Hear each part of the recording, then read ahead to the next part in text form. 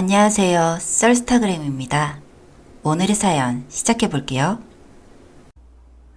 저는 보통 이야기하는 가정폭력의 환경에서 자랐습니다.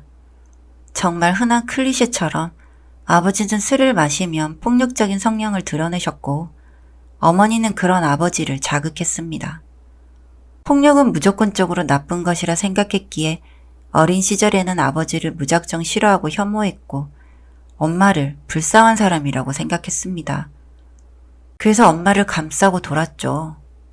지금 생각해보면 이런 행동도 잘못되었다고 생각합니다. 가족 간의 흐린 선을 제 행동으로 확실히 그어버리는 짓이었으니까요. 하지만 어린 시절 저를 때리는 아버지보단 절 안아주고 보듬어주신 엄마가 유일한 희망이었죠. 아버지는 술에서 깨고 나면 늘 엄마와 제 앞에 무릎을 꿇고 다시는 술을 마시지 않겠다 비셨지만 다음날 학교가 끝난 후 집에 돌아오면 언제나처럼 집은 개판이었습니다. 엄마는 자신이 번 돈을 모두 술값에 올인하는 아버지를 대신해 생계를 유지하기 위해서 알바나 소일거리 등을 꾸준히 이어가셨어요. 물론 그 돈으로는 집을 유지할 순 없었어요. 그래도 외할아버지께서 남기신 건물에서 나오는 월세로 우리 가족은 특별한 부족함 없이 살긴 했습니다. 이 건물은 아버지께선 모르셨고 아버지는 어머니가 일을 하며 벌어온 돈인 줄 아셨어요. 그래서 술을 마신 후 아버지는 엄마에게 몸 팔아 번 돈으로 나랑 내 딸 먹여 살리느냐는 발언을 자주 하셨고 엄마는 내가 내 몸 판다는데 네가 무슨 상관이냐는 식으로 싸움을 부추기셨죠. 언제나 마지막은 주변 집들의 신고였어요. 맨날 경찰이 들락이는 집안에서 자란다고 소문이 난 저는 학교 생활도 제대로 할 수 없었죠. 크게 상관은 없었습니다. 애초에 그런 것에 신경 쓸 시간도 없었으니까요. 한날은 학교가 끝나고 집으로 돌아오는 길에 뭔가 좋지 않는 기분을 느꼈습니다. 촉이라고 해야 할지 찜찜함이라 해야 할지 정체 모를 감정이었죠. 집에 가기 싫은 기분을 억누르고 집으로 돌아갔을 때 집안은 핏자국으로 난리였고 던질 수 있는 물건들이란 물건들은 전부 제자리를 잃은 상태였어요. 깨져있는 것들도 너무 많았고요. 저는 정신없이 이게 무슨 일인가 싶어 방문들을 열어 부모님을 찾았어요. 집이 개판이 나는 일도 피가 튀는 일도 많았지만 피철갑이 되어있는 집안에 등골이 오싹했어요. 부모님을 찾다 마지막으로 안방문을 여는 순간 피범벅이 되어 얕게 숨을 쉬는 아버지를 발견했죠. 자세히 보니 손목에 깊은 자해 자국이 있었어요. 아버지의 자살 기도로 인한 난장판이었구나 깨닫고 바로 119를 불러 아버지를 병원에 데리고 간 후 엄마를 불렀습니다. 아무리 미운 부모라지만 10살 먹은 여자애가 아버지의 자살 기도 현장을 목격한 것. 네, 견디기 힘든 일이었죠. 그 후로는 늘 어머니가 일을 하러 가셨다 집으로 돌아올 시간이 될 때까지 집 앞 공터 벤치에 앉아 책을 읽었습니다. 장르를 가르지 않고 학교 도서관에서 매일같이 책 2권을 골라 하루도 거르지 않고 읽었죠. 초등학교 시절에도 중학교 시절에도 꾸준하게요. 엄마도 미웠어요. 그래도 그 당시에는 의지할 사람이 엄마뿐이어서 그렇게 했었죠. 저는 한 해 한 해 지나갈수록 더욱 우울하고 소극적인 사람이 되었어요. 다행이라면 책을 많이 읽어서인지 학교에서는 공부 하나로 인정받는 학생이었고 그 성적으로 뒤에서 나는 소문들은 어느 정도 쉬쉬할 수 있었어요. 대학 원서를 쓸 쯤 취업이 가장 잘 된다는 공대 계열로 지원했고 전국 취업률 3위쯤 된다는 학교에 가장 높은 전기전자학과로 입학을 했습니다. 대학을 간 이후로는 아예 집을 떠났어요. 과외와 알바를 돌리며 생활비를 벌었고 기숙사를 다녔죠. 등록금은 학자금 대출을 받아 충당했고 방학 중 알바와 성적 장학금 등으로 졸업할 때쯤엔 80% 이상을 갚았습니다. 지금 생각해보니 학창시절에도 추억이 없고 대학 재학 중에도 추억이 없네요. 대학 생활 때도 성적 장학금을 못 받으면 또 대출 아니면 휴학해 알바를 전전해야 한다는 생각에 잠도 못 자고 공부를 했었거든요. 오히려 졸업 후 누구나 이름을 들으면 아는 대기업에 입사해 나이에 비해 많은 연봉을 받고 제 생활을 안정시켰습니다. 같은 회사에서 친하게 지내는 언니에게 남자를 소개받고 남자친구도 사귀게 되었고요. 운이 좋았던 건지 인복이 뒤늦게 터진 건지 남자친구는 정말 좋은 사람이었어요.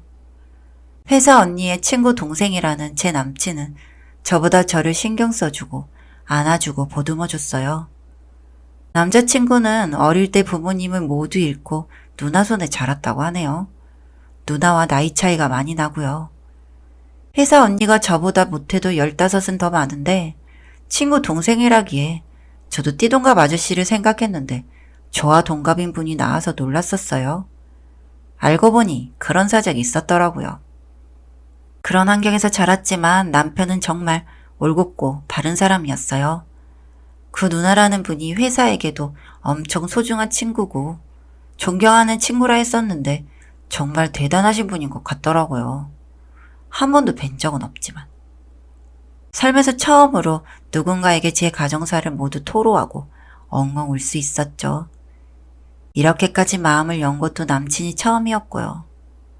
어느 날 함께 술을 마시다 저는 취기가 오른 마음에 아버지가 너무 밉다는 말을 했어요.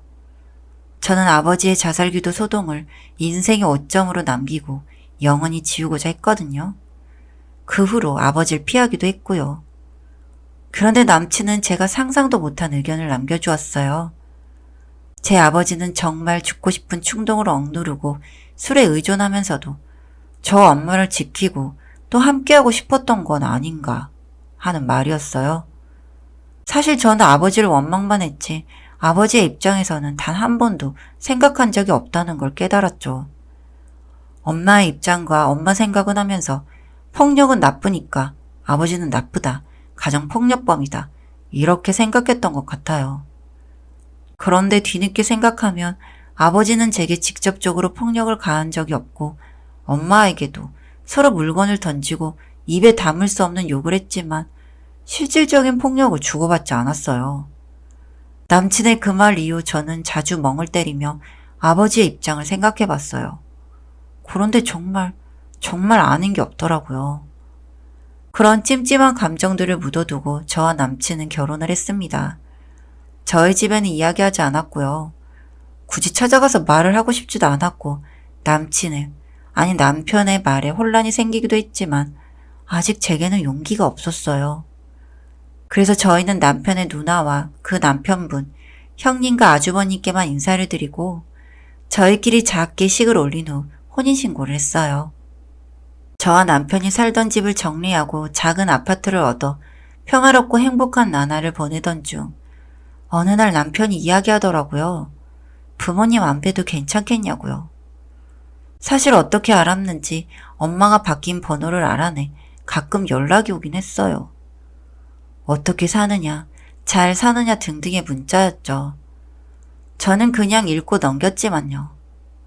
남편의 말도 말이고 곧 어버이날이기도 했기에 저는 한번 연락을 해보기로 했어요.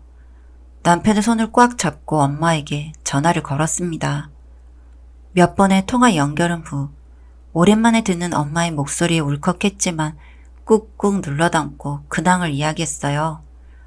너무 오랜만이었지만 생각만큼 두렵지도 무섭지도 않았어요. 자연스럽게 만날 약속을 잡고 이번 주말 엄마네 집으로 가기로 했고요. 정신없이 일주일이 지나고 드디어 주말 남편의 차를 타고 엄마네 집으로 이동했습니다. 그런데 남편이 조금 이상했어요. 내비게이션도 찍지 않고 지도도 없이 자연스럽게 집을 찾았고 특히 근처 꽃집에서 익숙하게 사장님께 인사하며 꽃을 고르더니 뒷좌석에 두더군요. 워낙 싹싹한 사람이고 준비성이 철저한 사람이니 그러려니 했습니다. 익숙한 집에 도착하고 이상하게 자연스러운 남편을 앞세워 집을 향하니 남편이 어머니 아들 왔어요. 아버지 딸 같이 왔습니다. 하며 익숙하게 이야기를 하는 거예요. 저는 당황스러운 눈으로 남편을 봤고 남편은 미안하다며 사실 결혼 이후 친정을 자주 드나들었다고 하더군요. 거실에 마주 앉아 남편이 이야기를 시작했어요. 아버지는 방에서 나오지 않으셨고 오랜만에 본 엄마는 저를 어색하게 대하며 남편을 더 편애하셨고요. 남편은 저와 결혼 이야기를 꺼내며 본인의 누나에게 허락을 받은 뒤 혼인신고 후 저의 친정을 알아내 저희 부모님을 찾았답니다. 제 이야기를 들어보니 두 분을 뵈야 할 것 같은 확신이 들었다고 하네요. 저희 부모님을 만나 뵙고 제 아버지가 결혼 직후 사업 실패로 집이 몰락하여 친할머니와 친할아버지께 버림받아 우울증에 시달렸다고 합니다. 그럼에도 자신의 가정을 지키기 위해 술에 의존했고 의존도가 점점 커져 본인이 의식하지 못한 상태에서 심한 말과 행동을 했고 그날의 자살소동은 술에서 깬 후 본인의 행동을 견디지 못해 극단적인 선택을 한 것이었고요. 아버지도 사람이었으니 자신의 부모에게 버림받았다는 것이 그 상황에서 들었단 말들이 너무 고통스러워 견딜 수 없었고 공황장애와 대인기피증, 우울증과 불안증 등과 싸우며 노력했던 것이고요. 엄마가 아버지를 자극했던 이유는 나름대로 충격요법을 주기 위해서였다 합니다. 오히려 역효과였다는 것을 알고는 멈췄고요. 제게 정상적인 가정환경을 제공해주지 못해 너무 미안했으며 아버지는 그렇게 기피하던 병원을 제가 떠난 후 다니기 시작하셨고 지금은 술을 완전히 끊으시고 상담치료를 다니고 계시다네요. 얼마 전까지는 입원 중이셨고요. 모든 이야기를 듣고 저는 어린 아이처럼 펑펑 울며 남편의 가슴팍을 때리며 이런 이야기를 왜 이제서야 하느냐고 미리 해줬으면 내가 용서하지 않았겠느냐고 소리쳤습니다. 남편을 대신해 엄마가 이야기했어요. 자신들의 그러한 사정이 있었고 그 사유로 인해 내게 상처를 준 것은 사실이라고. 그런데 특별한 이유가 있었다고 네가 무작정 용서할 필요도 이해할 필요도 없다고요. 남편은 동의하며 그래서 제가 부모님을 다시 만날 마음을 먹을 때까지 기다렸다고 하네요. 뒤늦게 아버지가 방에서 나오셨어요. 오랜만에 보는 아버지는 많이 마르셨고 작아지셨더군요. 아버지는 붉게 충혈된 눈과 팔에 가득한 자해 자국을 손으로 숨기며 제게 미안하다고 하셨습니다. 그 작은 모습에 저는 팡팡 울며 괜찮다고 많은 시간 동안 생각을 했고 이제는 아버지를, 엄마를 이해한다고 부둥켜 안고 울었어요.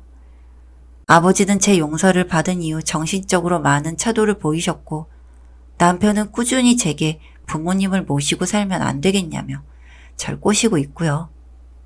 아직 한 집에 살 만큼은 아니지만 주말마다 남편을 앞세우고 부모님을 뵈러 가고 있어요. 어릴 때와 학창 시절을 통틀어 전부 지우고 싶은 기억이었지만 모든 구성원이 서로를 생각하며 겨우겨우 버티고 있었던 거였죠. 그 마음을 알아서 시간이 더 지나면 아무렇지 않게 행복할 수도 있을 것 같아요. 남편 덕이 컸죠. 어릴 때 없었던 인복이 남편 하나에 다 터지나 봐요. 이번 주 주말에는 형님과 아주버님, 저희 부모님을 모시고 여행도 다녀오기로 했어요. 계획은 전부 남편이 짜고 있고요. 상견례를 못했으니 이 정도는 해야 한다며 펜션을 빌리니 바베큐를 하니 이야기를 하는데 가족여행을 한 번도 못 가본 저희 가족에게는 큰 선물일 듯해요. 남편네도 한 번도 못 가봤다고 하니 이제 자주 다니기로 했어요. 요즘은 나름 행복한 듯 합니다. 앞으로 행복할 날들만 남은 것 같고요. 여기까지 썰스타그램이었습니다. 구독과 좋아요 부탁드릴게요.